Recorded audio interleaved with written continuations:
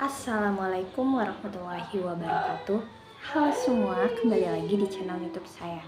Saya Vanessa Syarmania dari kelas 4 TMMA, mahasiswa semester 7 di kampus Politeknik Manufaktur Negeri Bangka Belitung.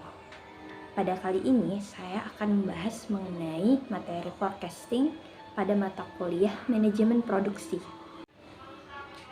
Pada dokumen forecasting menguraikan pentingnya peramalan dalam manajemen produksi dan operasi, serta menekankan bahwa peramalan adalah proses ilmiah yang melibatkan analisis data masa lalu, masa kini, dan proyeksi masa depan untuk mendukung perencanaan strategis. Peramalan bukan sekedar prediksi intuitif, melainkan proses sistematis yang dipertimbangkan faktor internal dan eksternal yang mempengaruhi penawaran serta permintaan. Elemen kunci dalam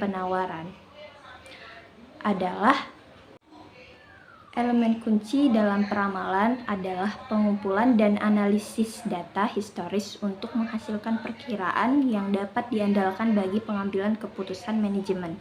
Metode peramalan dapat dibagi menjadi berbagai pendekatan. Salah satu teknik dasar yang diuraikan adalah ekstrapolasi sederhana yang digunakan ketika data masa lalu menunjukkan tren yang stabil.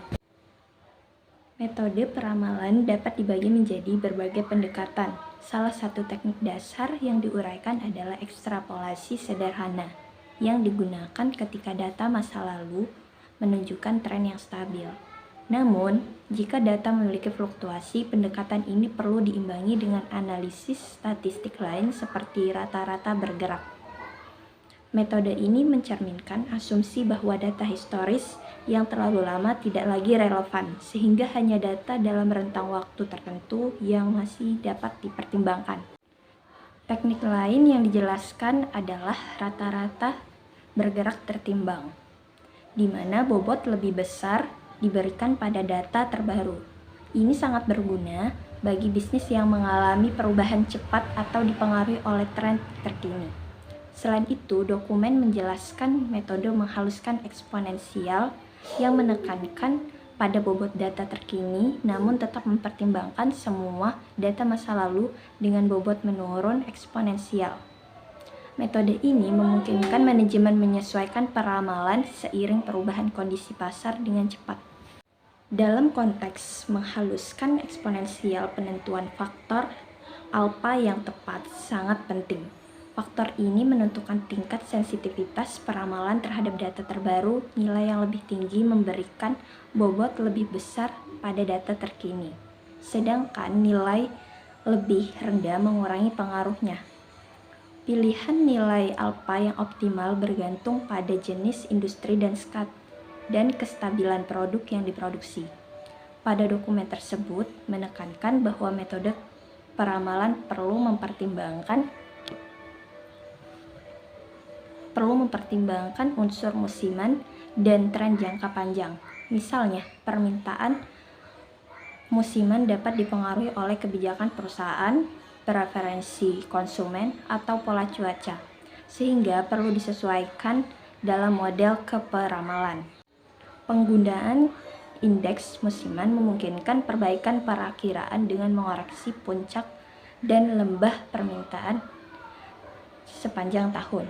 Model peramalan ini dapat diintegrasikan dengan koreksi tren untuk menyesuaikan perakiraan yang lebih akurat, terutama ketika ada model peramalan ini dapat diintegrasikan dengan koreksi tren untuk menyesuaikan perakiraan lebih akurat, terutama ketika ada siklus yang berulang. Walaupun seperti perubahan ekonomi global atau regulasi pemerintah, namun kepraktisan dan mudahnya menjadikannya alat yang sangat bermanfaat, terutama ketika data tersedia dalam jumlah besar dan mudah diperbarui.